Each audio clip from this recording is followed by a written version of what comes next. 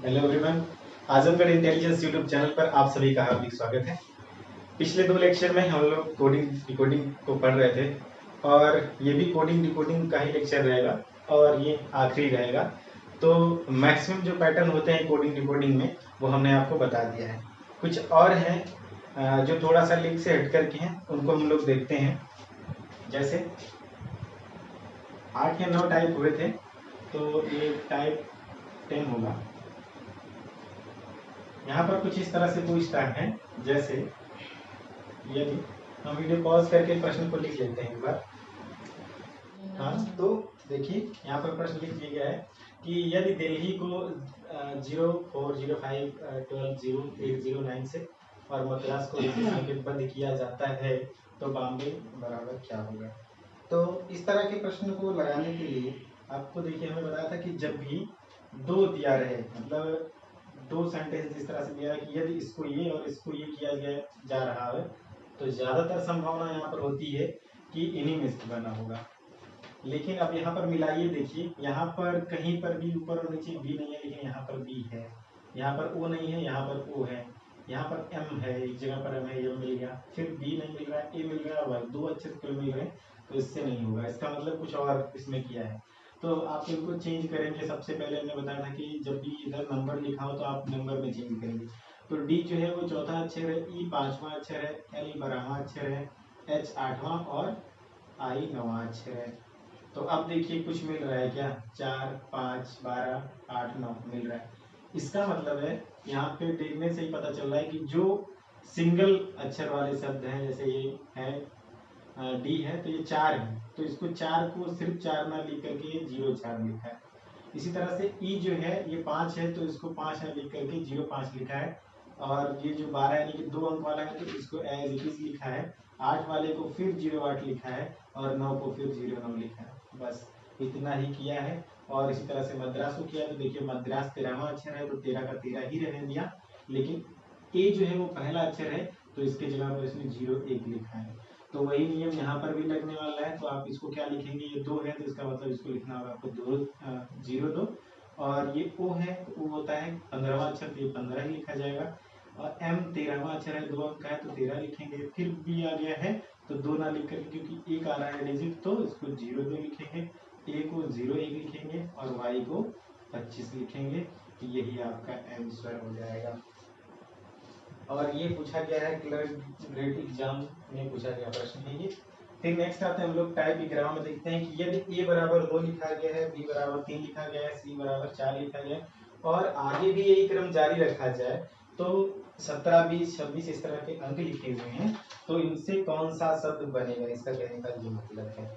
तो यहाँ पर आप देखिए, यहाँ पर कह रहा है कि यदि ए बराबर 2, तो वास्तव में ए का अंक कौन सा होता है, पहला, लेकिन वो एक बढ़ा करके बता रहा है। यानी ए को 2 बता रहा है और बी दूसरा होता है तो उसको 3 बता रहा है, सी तीसरा होता है तो उसको 4 बता रहा है, यानी एक बढ़ा करके बता रहा है। इसका मतलब ये है कि अगर कहीं इधर 3 लिखा होगा तो उसका मतलब होगा बी बोल रहा है।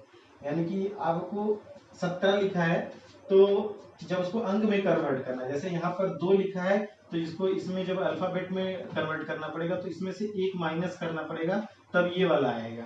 ठीक, 3 में से एक माइनस करना पड़ेगा, तो 2 आएगा और 2 दूसरा अक्षर होता है बी। इस तरह से आपको समझ रहा है। तो 17 में से एक माइनस करेंगे तो यहाँ हो जाएगा 16, मतलब सब में ऐसे एक एक माइनस कर लीजिए। और फिर इसको तो हमने देखिए तरीका बताया ना कि आप हमेशा नंबर में चेंज करेंगे, तो वही तो यहाँ करना है। 17 में से आपने एक घटा लिया, 16 हो गया, इसको घटाएंगे ये हो जाएगा 19, इसको घटाएंगे हो जाएगा 25, इसको घटाएंगे हो जाएगा 3, इसको घटाएंगे एक एक सब में घटाना है, इसको घटाएंगे हो जाएगा 8, इसको घटाएंगे हो जाएगा 15, और इसको घटाएंगे हो जाएगा 12, इसको घटाएंगे फिर 15, इसको घटाएंगे एक घटाएंगे तो हो जाएगा 7, और इसमें से भी एक घटाएंगे तो हो जाएगा 25।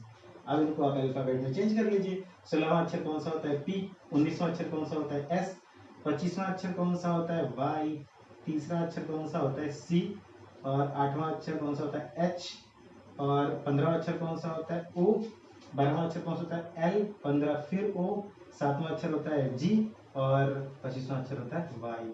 यानी कि ये लगभग हो जा रहा है साइकोलॉजी। ये हो गया ये इस तरह का पैटर्न बनाता है। इसमें कुछ नहीं करना है, आपको सिर्फ ये सोचना है कि हमने बोला कि जैसे ही आप कोडिंग डिकोडिंग में अल्फ़ाबेट्स को नंबर में करना सीख जाते हैं, उनको बगैर कोई प्रयास के वो आपके माइंड में सेट हो जाता है कि ये वाला अक्षर है।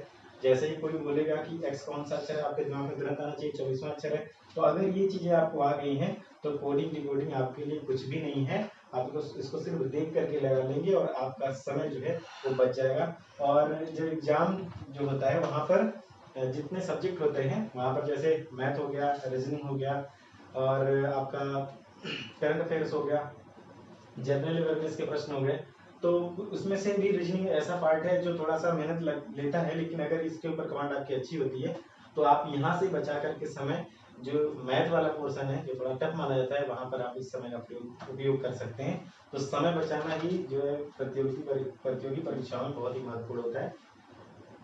तो आगे हम लोग और टाइप देखते हैं।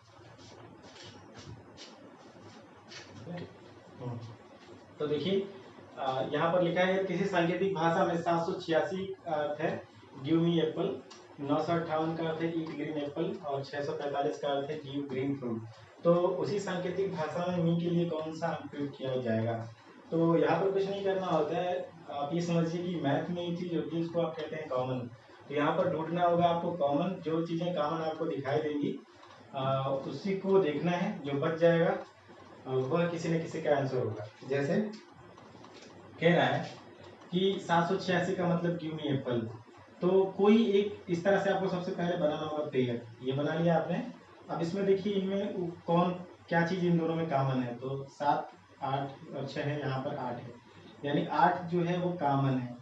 तो यहाँ पर क्या कॉमन है, तो यहाँ पर कॉमन क्या है, एप्पल कॉमन है। तो क्या देखा आपने, हमने एक पेयर बनाया सबसे पहले और फिर हमने इसमें देखा कि जैसे इसमें कॉमन 8 था और इधर कौन सा कॉमन था, एप्पल था। तो 8 के लिए हमने क्या बताया कि जो 8 है वो किसको डिनोट कर रहा है, एप्पल को डिनोट कर रहा है।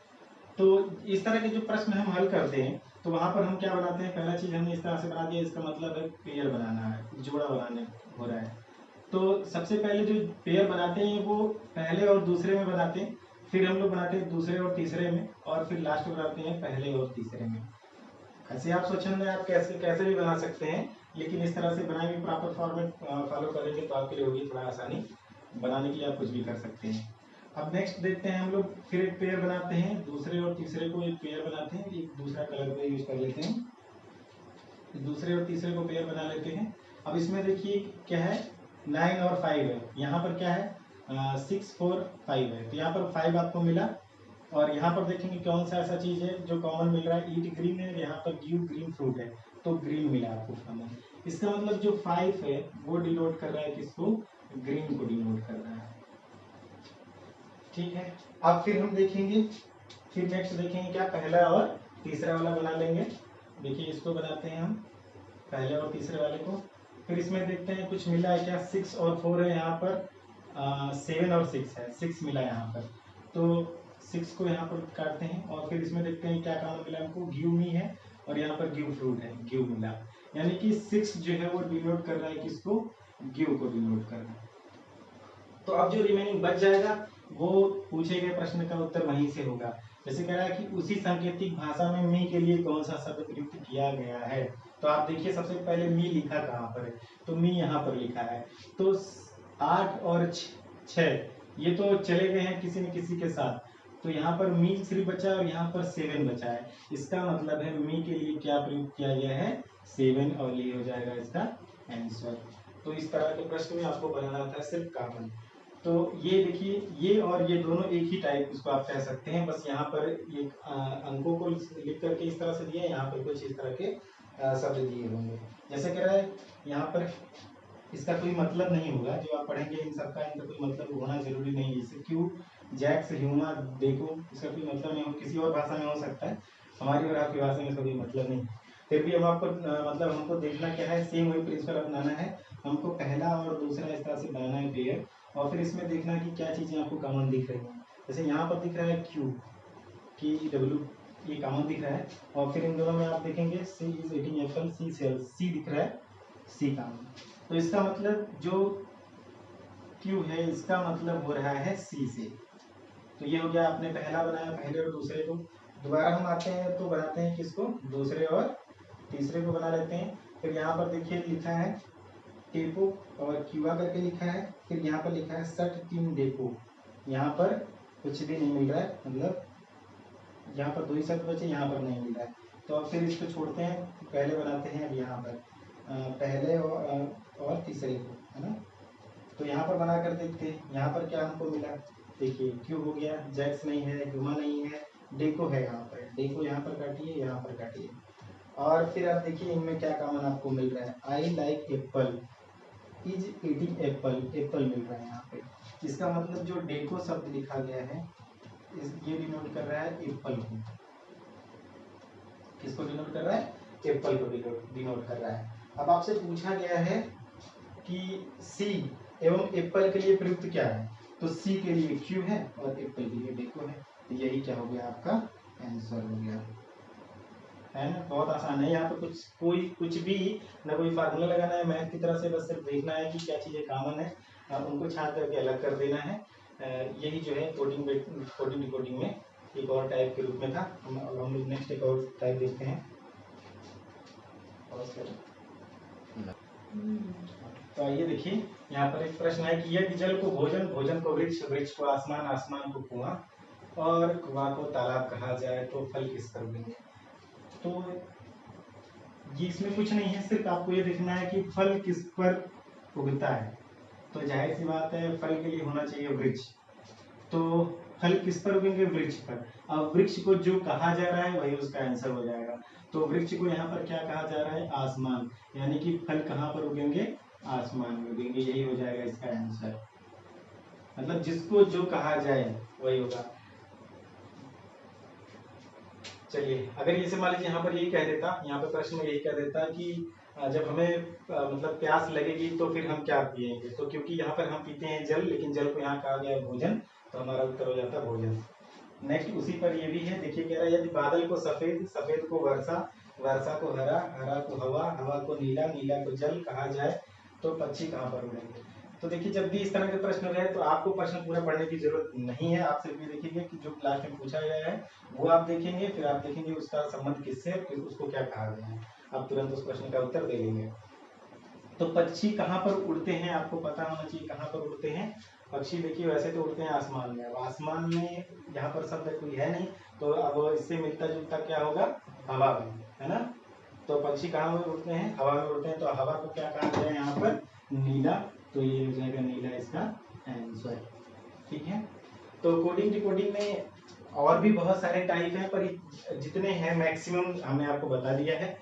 एक बार हम लोग थोड़ा सा इसको करते हैं समराइज, और फिर इसको कोडिंग डिकोडिंग का आज कर देते हैं अंत।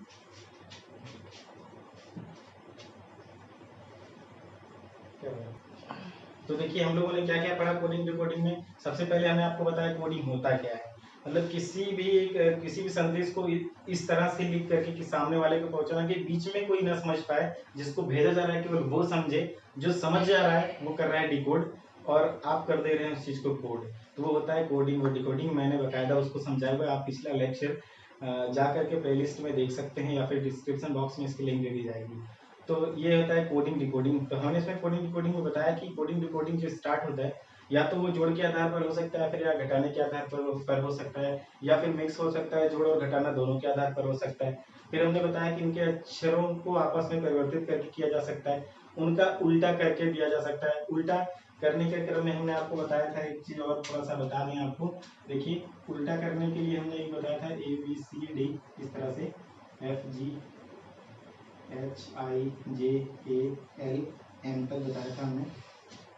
तो इसका बकायदा एक ट्रिक बताया था कि AZ हो गया, BY हो गया, CX हो गया, DW हो गया, EB हो गया, FE हो गया, GT हो गया, HS हो गया, पूरा हमने लिखा है, लिख लीजिए, या फिर यहाँ उल्टा आप लिखना शुरू करेंगे तो आपको ये चीजें मिल जाएंगी।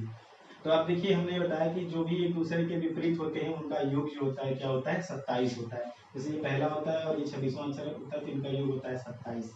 अब मान लीजिए कि आपको ई जो है, ई और बी आपको पता है एक दूसरे के विपरीत है, लेकिन आपको वी का मान लीजिए नहीं पता है, ऐसा वैसा। तो मैंने बता रखा है ट्रिक, इसको आपको याद करने के लिए आप कर सकते हैं, लेकिन अगर मान लीजिए भूल जाते हैं कभी, तो आपको इस तरह से ध्यान रखना होगा कि ई और वी जो है एक दूसरे के होते हैं विपरीत, और ई आपको पता है कि ये होता है 5वां, तो ये है विपरीत। तो आपको तुरंत समझ में आ जाएगा कि इसमें हम क्या जोड़ दें कि 27 आ जाए, क्योंकि इन दोनों को आपस में जोड़ेंगे जो एक दूसरे के विपरीत होते हैं, उनका योग होता है क्या 27। तो हम इसको 27 में से घटा देंगे, अब जो भी आ जाएगा कितना आ जाएगा 22। तो यानी कि ये वी जो कौन सा अक्षर है 22वां अक्षर है। कहने का मतलब अगर कुछ भी इनमें से आपका कोई याद, मान लीजिए जी का याद है और टी का आपको याद नहीं था, तो आपको पता है कि जी का होता है 7, तो आप टी का आराम से निकाल लेंगे, क्योंकि इसके जो विपरीत होगा वो इतना होना चाहिए कि इसमें जोड़ने पर 27 आ जाए, तो इसका मतलब टी का क्या होगा 20 होगा।